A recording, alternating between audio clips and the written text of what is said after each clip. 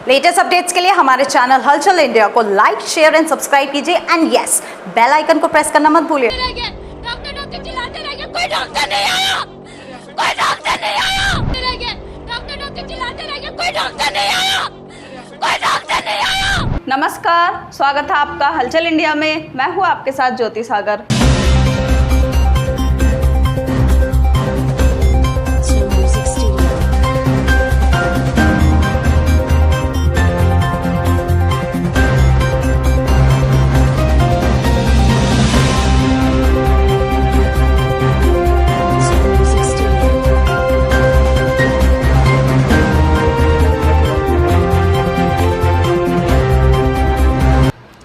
दिल्ली में record corona केसों के बीच ऑक्सीजन की भारी किल्लत हो गई है। दिल्ली के मुख्यमंत्री अरविंद केजरीवाल ने कहा है कि ऑक्सीजन को लेकर आपात स्थिति हो गई है। उन्होंने कहा कि बढ़ते केसों के बीच दिल्ली में सामान्य से अधिक सप्लाई की ज़रूरत है, लेकिन इसमें कमी आ रही है। दिल्ली के मुख्यमंत्री अरविंद केजरीवाल ने ट्वीट किया कि दिल्ली में ऑक्सीजन की बहुत कमी हो गई है। बढ़ते केसों को देखते हुए दिल्ली में सामान्य से अधिक सप्लाई की ज़रूरत है। दिल्ली में ऑक्सीजन इमरजेंसी बन गया है। इससे पहले दिल्ली के उप मुख्यमंत्री मनीष सिसोदिया ने भी ऑक्सीजन की कमी को लेकर ट्वीट किया। सामान्य से कहीं अधिक खपत के कारण दिल्ली के लिए आवंटित ऑक्सीजन की सप्लाई काफ़ी कम पड़ रही है। कुछ अस्पतालों से सूचना मिल रही है कि उनके पास ऑक्सीजन का स्टॉक अब बहुत सीमित समय के लिए बचा है। दिल्ली सरकार ने भारत सरकार से दिल्ली के लिए ऑक्सीजन का कोटा तुरंत बढ़ाने की मांग की है। घंटे में लगभग 25,500 केस दिल्ली में आए हैं कोरोना के। उसके पिछले 24 घंटे में 24,000 आए थे। उसके पिछले 24 घंटे में 19,500 आए थे। अभी कोरोना के केसेस बढ़ने की गति चालू है, काफ़ी तेज़ी से बढ़ रहे हैं। ज़्यादा चिंता की बात यह है कि पिछले 24 घंटे में पॉजिटिविटी रेट बढ़ के लगभग 30% हो गया है, जबकि ये उसके पिछले 24 घंटे में केवल 24% था। 24% से बढ़ के 30% पॉजिटिविटी रेट हो गया। बहुत ज़्यादा तेज़ी से केसेस बढ़ रहे हैं। अभी पूरे दिल्ली का अगर जायज़ा लिया जाए तो जो कोरोना के लिए बेड रिज़र्व हैं, वो बेड काफ़ी तेज़ी से ख़त्म होते जा रहे हैं। पेशेंट्स बहुत तेज़ी से मरीज़ जो हैं वो अस्पतालों में जा रहे हैं। आईसीयू बेड्स की खासकर काफ़ी कमी हो गई है। लगभग सारे दिल्ली के आईसीयू बेड्स मिला के 100 से भी कम आईसीयू बेड्स पूरे दिल्ली में बचे हैं।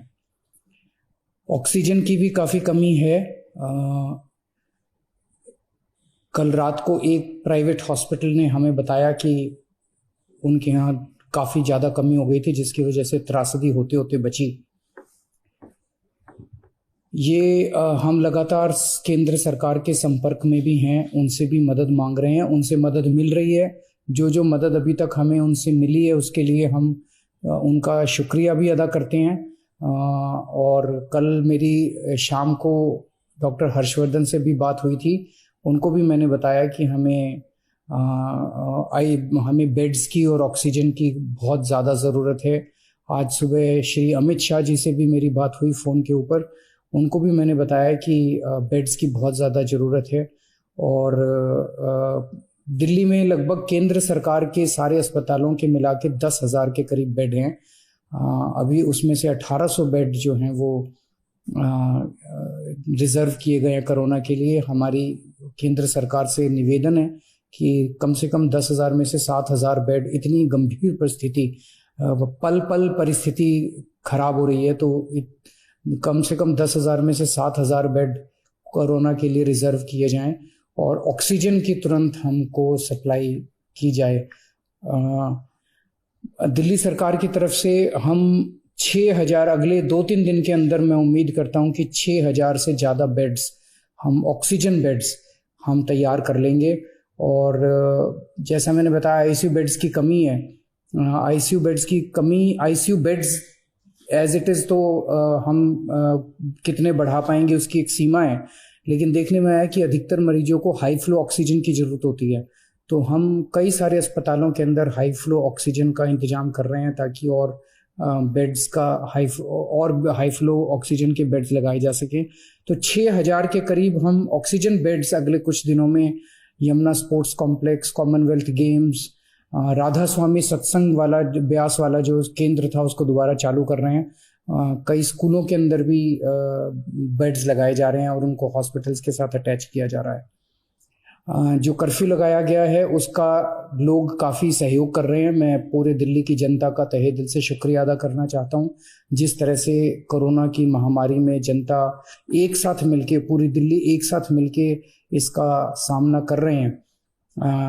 कई संस्थानों से भी बहुत मदद आ रही है। कई सारी एनजीओज जो हैं वो बहुत मदद कर रही है। कई सारे प्राइवेट डॉक्टर्स अपनी अपनी कैपेसिटी में, डॉक्टर्स की एनजीओज कई मदद कर रही है। धार्मिक संगठन सामने आ रहे हैं, कई सारे सामाजिक संगठन सामने आ रहे हैं। मैं उन सब का शुक्रिया अदा करता हूं। मैं केंद्र सरकार का शुक्रिया अदा करता हूं और मैं उम्मीद करता हूं कि हम सब लोग मिलकर इस चौथी वेव को भी। खबरों का सिलसिला यूं ही जारी रहेगा। देखते रहिए हलचल इंडिया।